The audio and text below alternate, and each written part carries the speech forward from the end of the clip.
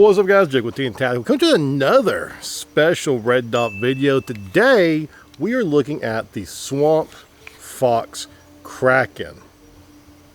Do you see it? Yeah, y'all see it. This is a red dot that we actually did not get sent out to us. This is an enclosed red dot that we actually got from our tack pack a few months ago. Again, I wasn't quite sure what I wanted to put it on. You see I've got on the TTI Combat. It's kind of big, kind of boxy. But I knew I wanted to review it for you guys, so now today is the day for that. As I already hinted at, this is an enclosed emitter red dot. Also comes green, but we got the red one with the tack pack. Today we're going to go over all the specs and features of this particular red dot, zero it, and give you our thoughts and impressions of how it does after a good proper beating. Now, if you're new to the channel, typically anytime we get something like this sent to us, we will drop test it and beat the living piss out of it. Well, like I said, this is not something that was sent out to us for free. We technically pay for it through the tack pack subscription. And on top of that, it's sitting on top of a TTI Combat that I really don't feel like damaging for this video. So we are going to do a modified beat down of this red dot to give it a good proper thrashing so you can see if it holds zero, really. But that being said, we will do a proper beating of it. You know, we're not going to really damage it on the outside because I'm poor. We will make sure we knock it up a bit, bump it, all that good stuff, so that way you can reasonably see if it will hold zero from that stuff. Let's see how she does. All right, so first things first, we need to actually get a zero and just kind of see where the point of impact is. So that's what we're going to do first here. I'm shooting at my rubber target, my affinity target. It's roughly about, I don't know, this is probably close to about 15 yards at this point. Kind of shooting it further back here to really properly see how she does.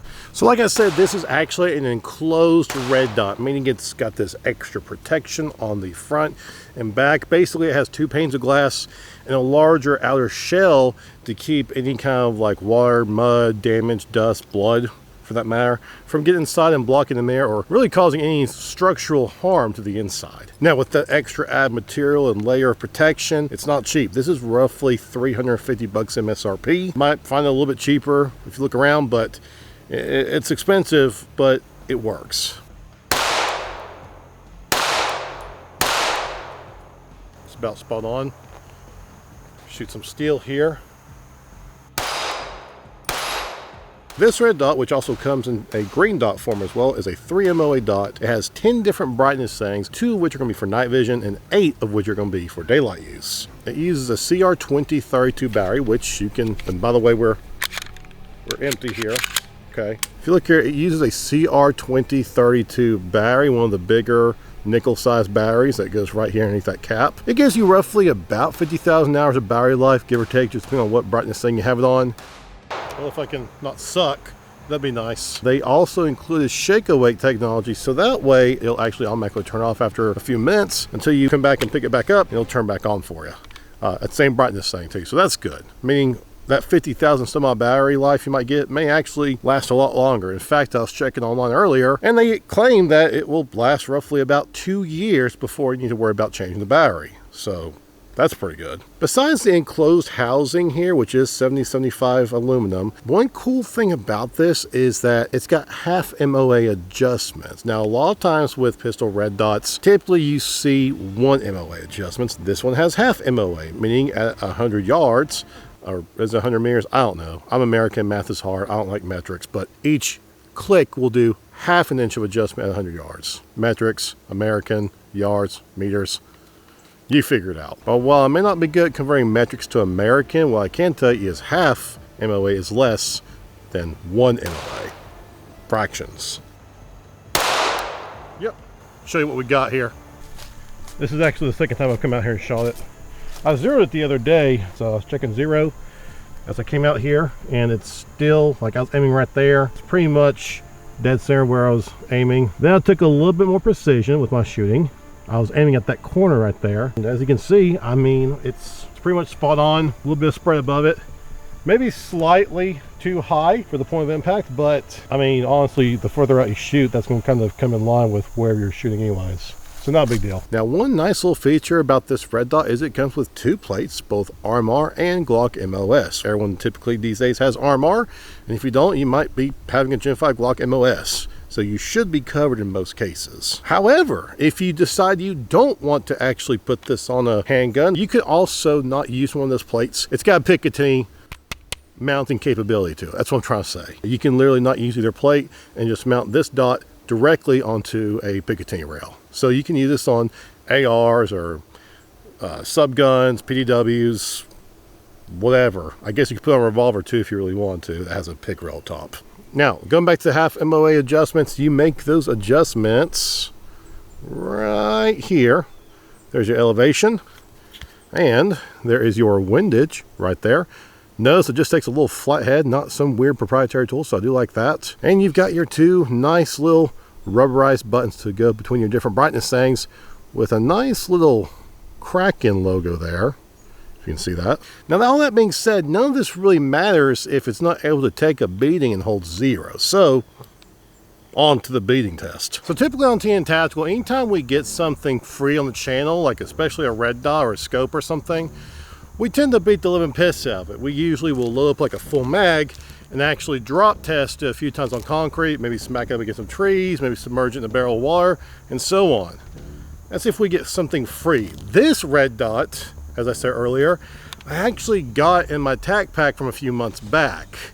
And so I kind of basically bought this red dot with my own money through the tac pack subscription, which is not free for me at all. So I'm going to have to modify the drop test that we typically do and take a page out of 704 Tactical's playbook and do sort of the water bottle test, except we're going to be doing the Gatorade bottle test. This is where basically we're going to take it and start smacking it from different angles all over the side here and just really give it a good thorough beating. That actually will allow us to not damage the dot and not damage the TTI Combat Sawn, because I'm poor and that would suck. And then we'll check 0 again to see if it actually manages to hold up after all of the said beatings. As you can see here, it's empty, clear, all that good stuff. We try to be safe on TN Tactical, safe-ish.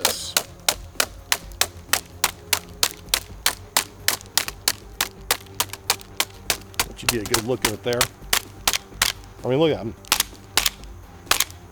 I'm racking the slide. That's how hard I'm hitting it. Comment down below. What's your favorite flavor of Gatorade? Are you a grape man like myself? Maybe you like fruit punch.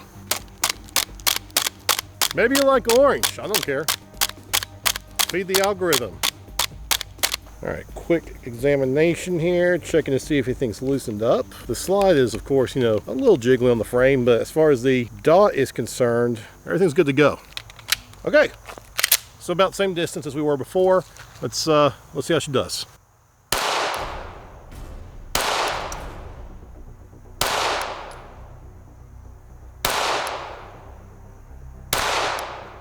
Pretty much spot on.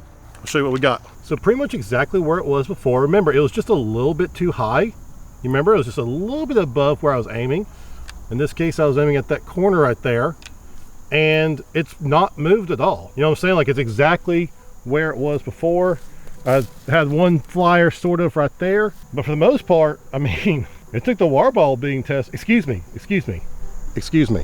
took the Gatorade bottle being tested just fine. So I count that as a win. My thoughts on the Swampfox Kraken. I gotta be honest with you, it's a pretty solid enclosed red dot. It comes at a decent price point, not too expensive, not too cheap, but as you saw, you get really good quality for what you buy. Shock proof, obviously we smacked the crap out of it. It did not lose 0 at all. Now, for those that have been around the channel for a while, you know we've done lots of red dot tests before, and we've even done closed emitter red dots similar to this one, and they've turned out well, and this one turned out well as well. Is that too many wells? Maybe. The point I'm trying to make is, I think for the price of what you pay, you're getting a lot of features, a lot of quality, a lot of value for your dollar. Yeah, you can spend a lot more money and get like an AIMPOINT ACRO, which, I mean, there's nothing wrong with that. It's great, but it's a lot more money. Or you could get something like this Kraken and save a few bucks while also getting all the benefits that you'd probably have with the larger red dots. I like it. And if you're looking for a good, high value enclosed emitter red dot, I think you will like it too.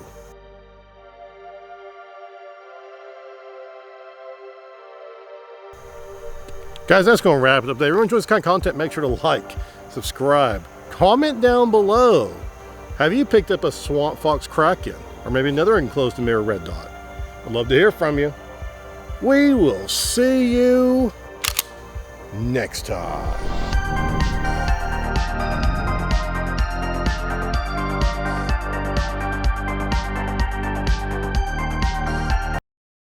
Or you can get something like this Kraken here. God, I am getting so creeped out by the woods today. For some reason, I keep hearing stuff. It's really creepy today. It's like almost too quiet.